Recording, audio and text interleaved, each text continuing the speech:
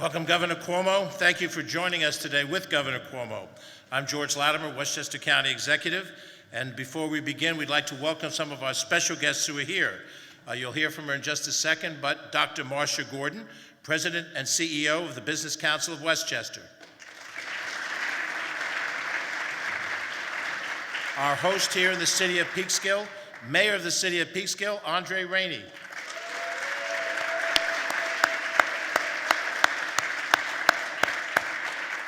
Frank Palin, Business Manager for Local 21 Plumbers and Steam Fitters, our hosts. And with him, Tom Carey, Rich McSpedden, and many of our other friends in labor.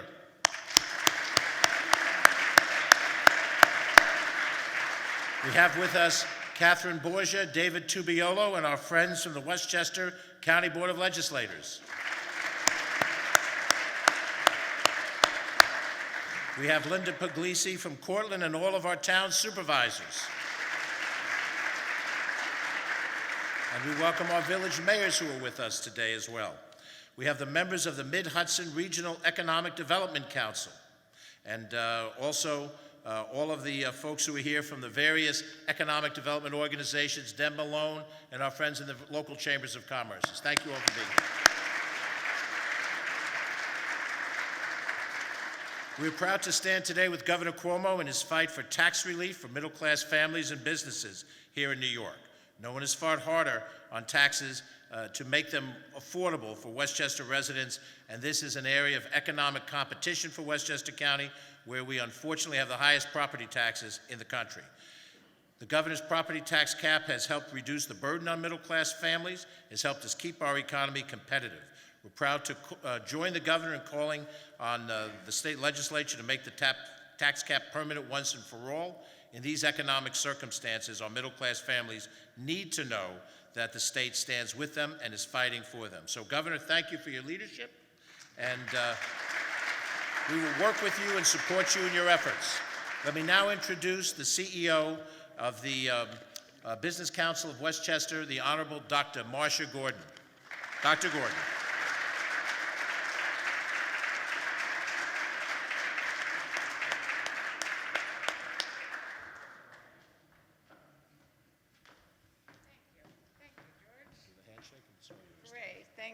Thank you. I'm told that there's a step here, so I'm going to pull it out so I can see everybody. Great. Okay. Oh my God, I feel very tall, Governor. I'm tall to begin with, and I feel taller. Great to see everyone here today. It's certainly a pleasure to be here to join Governor Cuomo and partners from the region to stand up for families, for business, and for our economy. In his first year in office, Governor Cuomo championed the local property tax cap that has saved New York families billions of dollars and reversed New York's anti-business reputation. The property tax cap has been an unequivocal success. It held down property taxes and created an environment where businesses across the state can thrive. In fact, businesses that I speak to every day, and we had a board meeting this morning with 60 business people, say it is critical to their ability to compete in today's environment. And that's why at the Business Council of Westchester, we've joined with colleagues across the state, the Long Island Association, the Rochester Chamber of Commerce, and the Business Council of New York State to lead a coalition to support the governor's proposal. Because today, it's more important than ever. The cap on state and local tax deductions is a crippling blow to our economy that threatens the competitiveness of New York businesses. Businesses need the certainty and the confidence of a permanent property tax cap. So, on behalf of the Business Council of Westchester, I join in the fight for one of the governor's top priorities, making that tax cap permanent. Please join me now in welcoming the 56th governor of the state of New York, Governor Andrew Cuomo.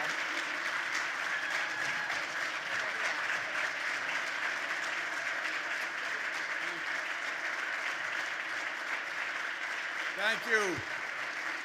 Thank you. Thank you. Look at me, I'm Andre Rainey. Welcome, welcome, welcome. It's my pleasure to be here. Thank you for having me. I'm a Westchester resident, so I'm back home. First, to Dr. Marsha Gordon. Let's give her a great round of applause for all the good work she does. George Latimer, who is just a pro, I worked with him in Albany. He knows government, he knows what people need, and he knows how to get it done. County Executive George Latimer. Andre Rainey, who is a superstar, but it's easy when you're young, good-looking, and brilliant. What could be hard? Andre Rainey, great job, pleasure.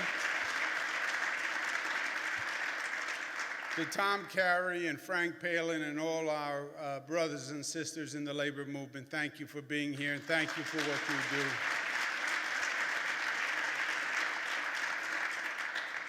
do. We are in the middle of what's called the state budget.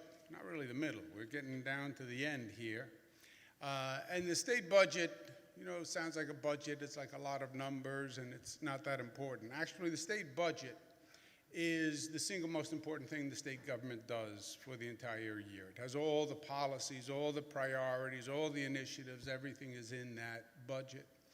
And it comes at a very important time because this nation, this state, is at a very unstable, fragile point in its development. You see all the anger out there, you see all the volatility out there, you see it playing out in the political world, all the emotion, all the difference of opinions, all the vehemence, all the partisanship. And it's a long time coming. The people in this country are anxious, they're scared, they're angry. Fear often comes out as anger, and they should be. You know, the 90% of the working men and women in this country have been going backwards. 90% of the workers. And they haven't been going backwards for 1 year or 2 years. They've been going backwards for 40 years.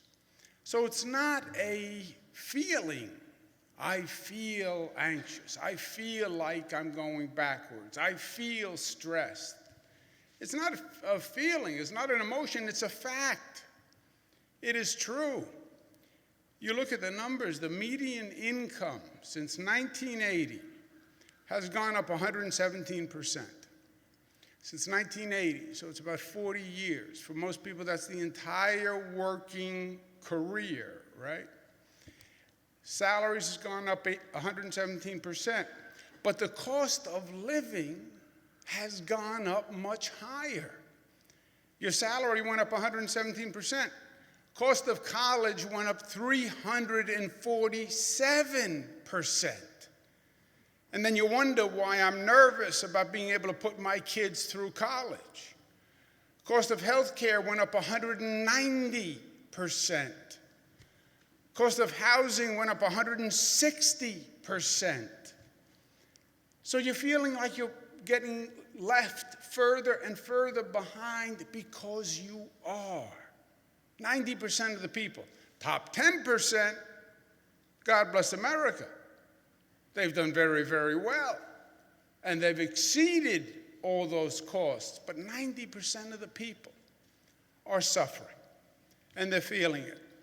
And they're making decisions based on it.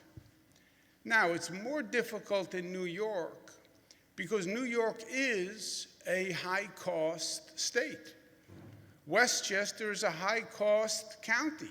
Our housing is expensive. The cost of living is expensive. Beautiful place to live. But it's an expensive place to live. That's the truth. And when you put that on top of the national economic trends, it makes it even worse. So what do you do? What do you do if you're a New Yorker? What do you do if you're a New York governor or a New York legislator? What do you do if you're in government? You try to do what you can to make the situation better.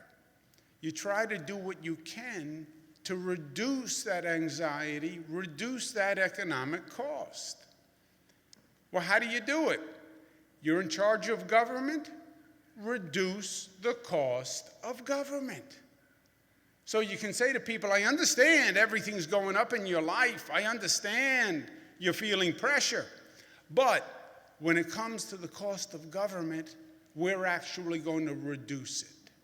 I know you think New York is expensive and Westchester is expensive, but we're actually going to reduce it. How do you do that? It's a very simple formula. A lot of the formulas in life are simple. I'll give you a simple formula. You know the secret to losing weight? You don't have to watch late night TV, 2 o'clock in the morning with all those devices and powders and special waistbands, cold sculpting, hot sculpting, drink beets, I saw last night. Beets. If you just drink beets, you will lose weight. Yeah, if you just drink beets. But who could just drink beets? I never heard of such a thing. Here is the secret to weight loss. Eat less. Eat less. My Italian grandfather, God bless him, he used to get everything very simple. You want to lose weight? Shut your mouth, he used to say. You want to reduce the cost of taxes? Spend less money. Tell government, spend less money. Oh, you can't do that. Government is just impossible. They just have a proliferation of expenses. No, you can actually spend less money in government. You can. And by the way, we have. And we've reduced taxes for every New Yorker in the state of New York. I know that's hard to believe, but from the day I was elected to today, every New Yorker pays a lower state income tax than they did the day I was elected.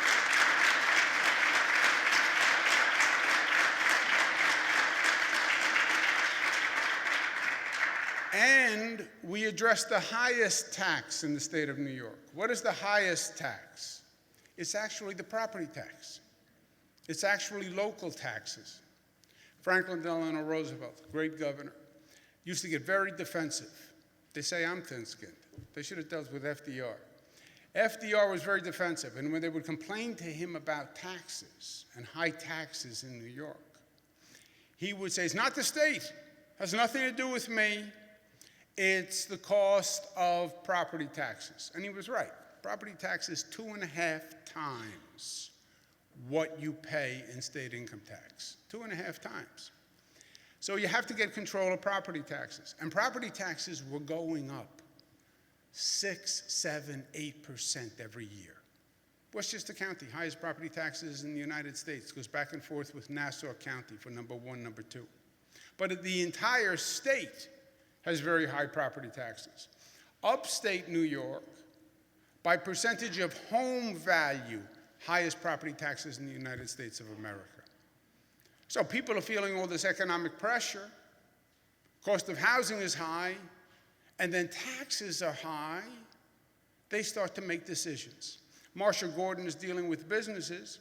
They can open up here, they can open up in North Carolina, they can open up in Texas. They're shopping anywhere. You know, businesses are not like the old days. They're not mounted by their foundations. We don't have big factories anymore. A business wants to move, they pick up their laptop and they leave. So we are in a competitive environment. And property taxes going up 6, 7, 8% every year. People said, this is crazy. What's going up 6, 7, 8% every year? My income's not going up 6% every year. My home value is not going up 6% every year. My portfolio is not going up 6% every year. How can I pay 6% more every year in property taxes? You have people in this state, I can't tell you how many people came up to me and said, my property taxes are higher than my mortgage. And it was supposed to be the mortgage was the big payment to afford the house. So we said we're going to cap property taxes. And we're going to cap property taxes at no more than a 2% increase year to year. We did this about 6 years ago. Oh boy, there was a firestorm.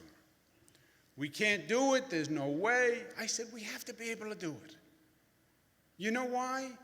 Every family in this state is doing it. It's a conversation around every kitchen table. My paycheck is not going up more than 2%. We have to figure out how to make ends meet. We're going to have to deal with reductions. Every family goes through that.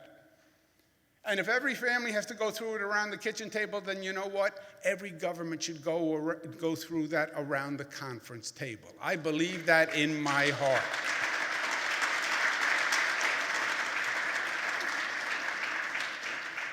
So we passed the 2% property tax cap, and it made a phenomenal difference. When you look at how much we saved, $25 billion statewide has been saved since we had the property tax. Mid-Hudson, we saved about $9 billion. Average family in Westchester saved $9,000 in their property taxes since we started. That is real money, $9,000. Rockland, it's about $8,000 saved per property taxpayer. So that is a real difference in people's lives. I want to make the property tax cap, the 2% property tax cap, permanent. I want to be able to say to the people of this state, it's permanent. It gives them stability. It gives them reliability. They're making a decision about where to live. They're making a decision about where to locate their business. They're wondering if I should buy a house. I want to be able to say to them, your property taxes are going to be capped at 2%.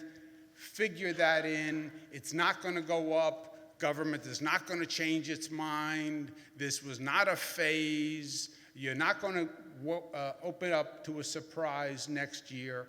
Make the property tax cap permanent. I also, at the same time, in this budget, want to cut middle-class income taxes again.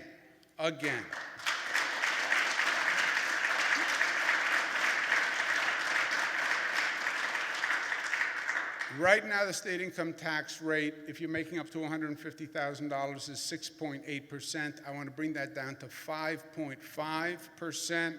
If you're making up to $300,000 at 6.8%, I want to bring that down to 6%. So I want to be able to say to New Yorkers, look, I understand the overall anxiety. Your property taxes will be capped at 2%, and that'll be permanent. And your income taxes are going to be coming down again. So New York is working with you to get through this situation, and New York is the place you want to be and the place that you want to stick with. That will, I think, make the situation in New York much stronger. Now, it's even more important than ever before because we have the federal government that is doing the exact opposite. I'm trying to help the middle class. I'm trying to help working families. I'm trying to help New York, and we have the federal government that is working against us.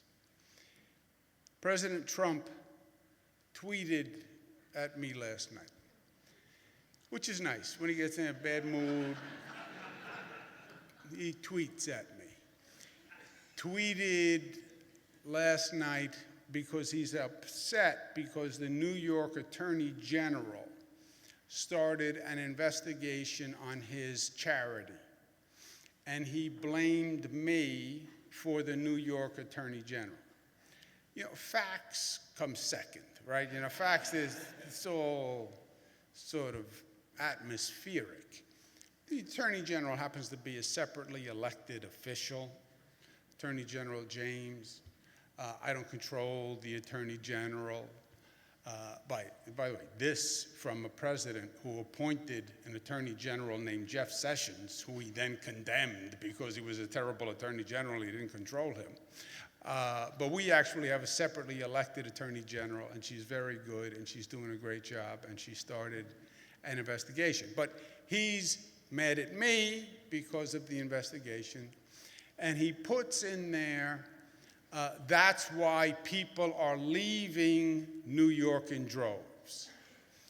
Okay, that's not a fact either, right? Because there are numbers, and numbers show that the population of the state of New York is actually a little bit higher than when I took office, but it's atmospheric. But there was something indicative in what he said, people are leaving in New York. I believe he would like to see people leave New York. I believe that. They passed a federal tax reform bill 2 years ago. All the attention was on the tax cut for the rich corporations and the richer Americans. But down in that tax code, there was a little provision that said we're going to eliminate the deduction of state and local taxes. It's called SALT. But it was complicated and it's technical, and what does that mean?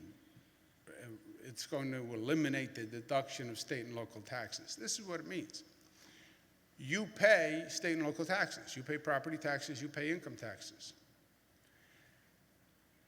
Today, you pay your state taxes and your local taxes, and then you pay your federal taxes on the differential, on the difference. Their law change says we're going to put a federal tax on your state and local taxes above $10,000. It is the first time in history that there is a tax on a tax. Federal income tax started in 1861 under President Lincoln to pay for the Civil War. When President Lincoln passed the tax, he said the federal tax shall be levied after state and local taxes are levied. Why? Because colonies, the state and local governments governed, they ran themselves, and he said the federal tax will be after that. This is the first time in history you have a federal government that taxes double taxation. It affects about 15 states. You want to hear a coincidence?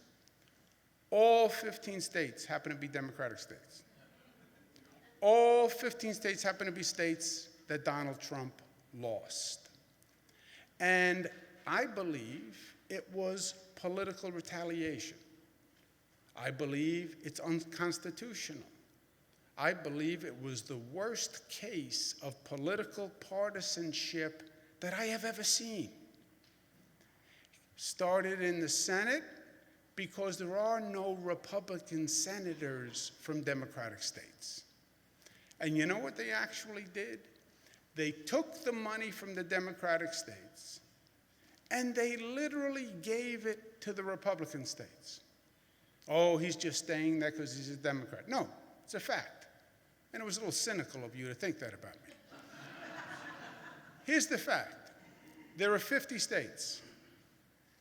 40 states take more from the federal government than they pay in, and only 10 states pay in more than they get.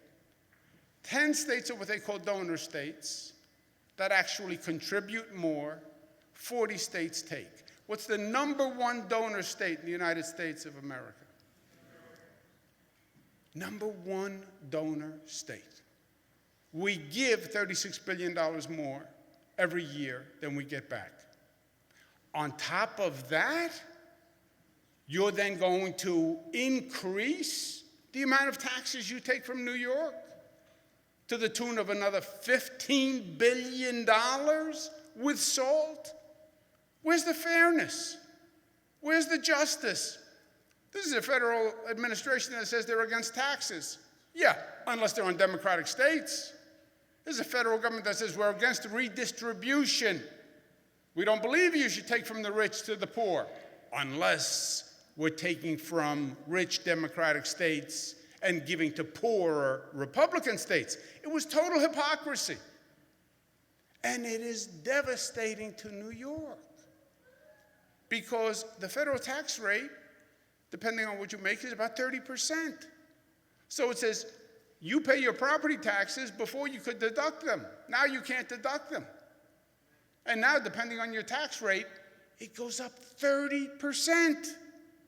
Your state income taxes go up 30%.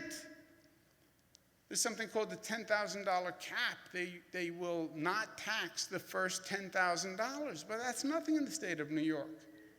52 counties of the state, the average taxpayer pays more than $10,000. 52 counties, we only have. It is a killer for the state of New York. So in that environment, it's especially important where we say, you know what? I understand your overall economic anxiety. I understand you've been going backwards in life. I understand New York is an expensive state. I understand with this federal SALT provision, your taxes are effectively going up, but we're doing everything we can. And we're going to cut your income tax rate, and in this environment, we're going to make the property tax cap permanent. Now,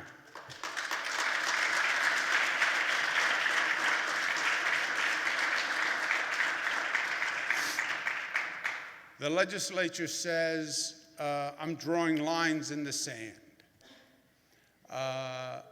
Yeah.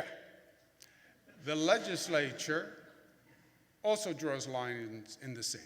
The legislature is against charter schools, so they won't fund charter schools. Legislature wants more funding distributed a certain way. That's their line in the sand. They believe in it. Here's my line in the sand. I am not going to increase taxes on New Yorkers. I am not going to stand by and watch this SALT provision cause businesses to leave or stop businesses from coming. I'm not going to let homeowners pay the burden. I'm not going to let young people say, well, you know what, maybe I'm better off locating somewhere else. This is my line in the sand. If that legislature does not pass a permanent property tax cap, this hand will never sign that state budget. Thank you, and God bless you.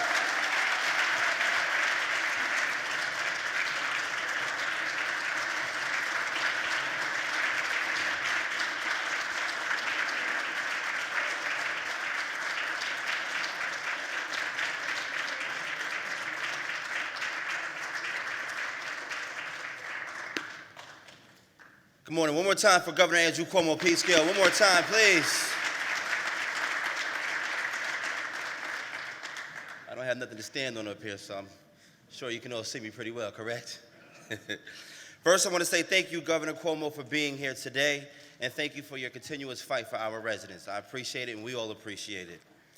As many of you may or may not know, local property taxes are one of the biggest challenges facing Westchester residents, even more so after the federal government capped SALT deductibility, as he mentioned today.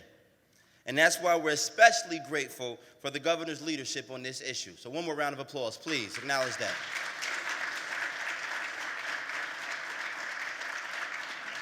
The 2% property cap that the governor has championed was a critical victory for middle-class families.